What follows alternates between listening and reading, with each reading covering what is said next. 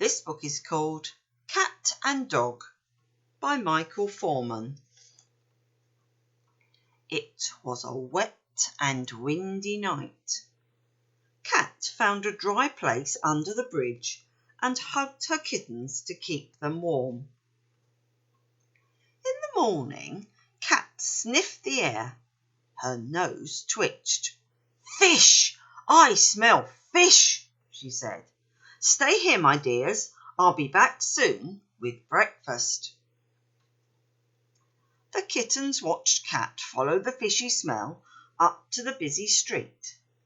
She stopped beside a parked van, sniffed the air again, and then jumped in through the open door. Slam! Moments later, the door shut behind her. The engine started and the van drove off. They huddled together to keep warm and watched and waited for the van to return. As it grew dark, a scruffy old dog wandered under the bridge, looking for somewhere dry to sleep. The dog saw the kittens. "Breakfast, lunch and dinner," he thought, licking his lips. Then he thought again. Poor little things. They seem to be alone in the world, like me. The old dog curled up on some potato sacks and went to sleep. He had a lovely dream. He was being stroked and tickled. He opened one eye. "Oh, you're so warm," one of the kittens said.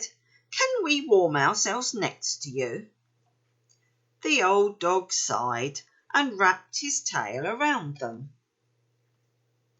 "Breakfast," the dog said when he woke them up in the morning. All day the kittens watched the busy road, hoping that Mum would come back. The dog made sure no other dogs or foxes came near.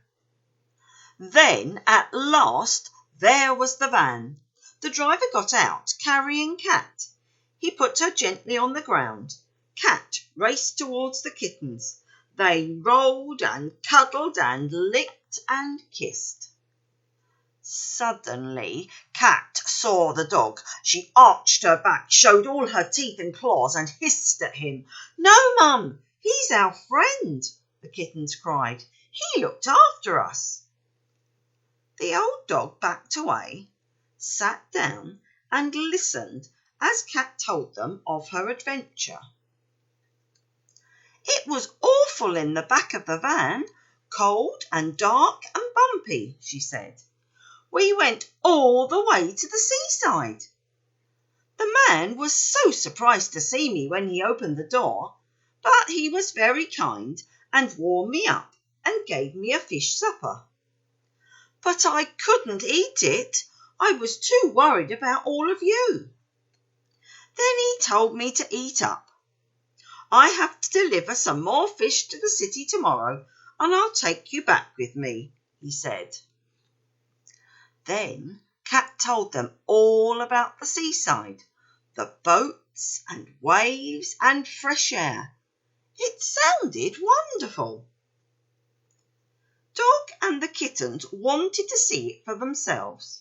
So when the driver came back to his van, he found he had a few extra passengers.